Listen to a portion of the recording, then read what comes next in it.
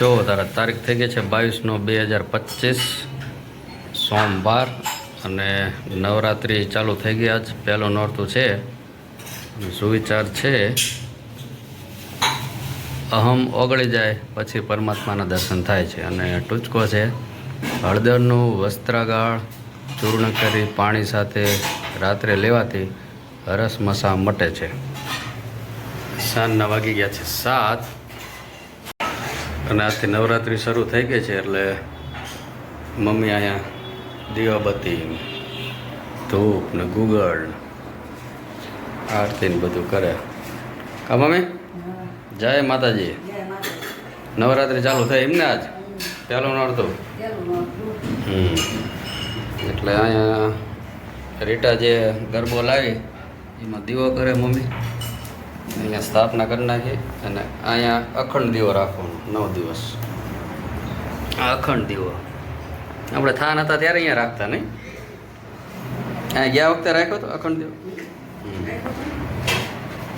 પંખો બંધ કરો.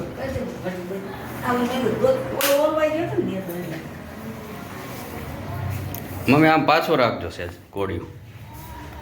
હા એટલે દીવા કરતા ભાવશે.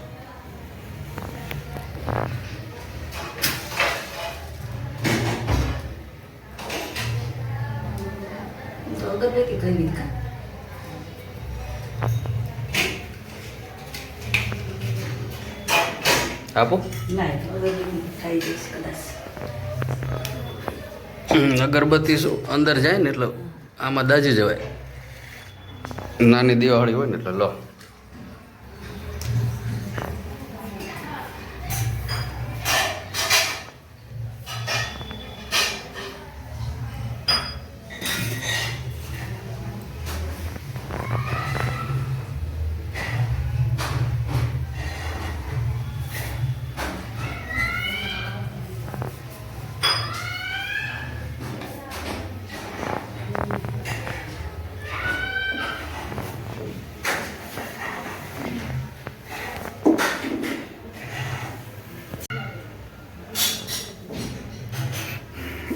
અને હવે આપણે જઈએ છીએ ઇન કિચન.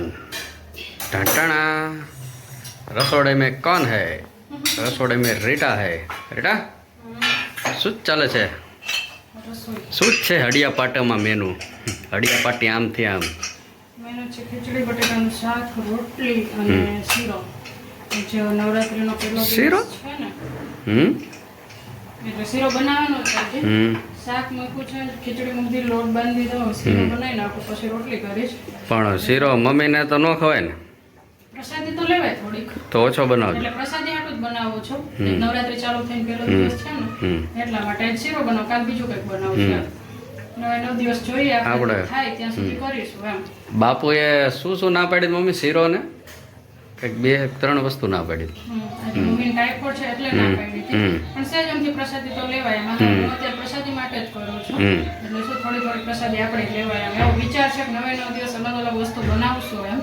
હવે જોઈએ કેવો ટાઈમ ને કેવી પરિસ્થિતિ. એટલે આજથી નવરાત્રી ચાલુ થાય તો બધાને હેપી નવરાત્રી. બધાને જય માતાજી. હા, શાંતિથી રહે, બીજાને શાંતિથી રહે. અને ખાલી 9 દિવસ નહીં, કાયમ માટે. એટલે બધાને હેપી નવરાત્રી. બધાની નવરાત્રી મસ્ત મજાની જાય, ગરબા રમે. જો કે હું તો થોડુંક રમું ત્યાં થાકી જાઉં છું. શ્વાસ ચડે રિટર્ન. શ્વાસ તો થાકી જવાય એમ. થોડુંક રમે કોઈથી રમતા ન હોય ને બસ અચાનક રમવા માંડીએ ને એટલે થાક લાગે. અને મમ્મી આયા અહીંયા ધૂપ લઈને. ગુગળ ધૂપ ચાલુ. 9 દિવસ સુધી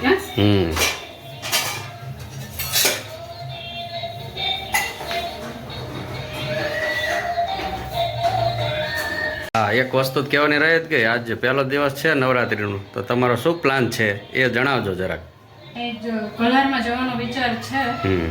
પ્લાન એવો છે કલારમાં જવાનો, પણ સાદા સિમ્પલ થઈ. ચોલી બોલી નથી પહેરવાય છે કેમ કે આજ પહેલો દિવસ છે ને એટલે પહેલો ને બીજો દિવસ ચોલી પહેરવાનો વિચાર નથી. ડ્રેસમાં જ જઈશું.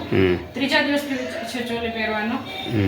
કલર પાર્ટી પ્લોટ છે કલર પાર્ટી દુધરેજ રોડ ઉપર, ત્યાં અમે જવાના છીએ આજે. એટલે ત્યાં જઈને મળીએ, બધું વાતાવરણ દેખાડીએ કેમ છે કેમ નહીં. એવું છે. અને આજ પહેલો દિવસ છે એટલે એટલું બધું પબ્લિક નહીં, જો કે પાસ લીધા હોય છે ને પૈસા એ લોકો તો આવવાના જ છે ઓલરેડી, પણ તોય પેલા 2 દિવસ થોડું કામ ઓલું હોય એટલે મેં વિચાર્યું 2 દિવસ ડ્રેસમાં જઈએ, ત્રીજા દિવસથી ચોલી પહેરવાનો વિચાર છે.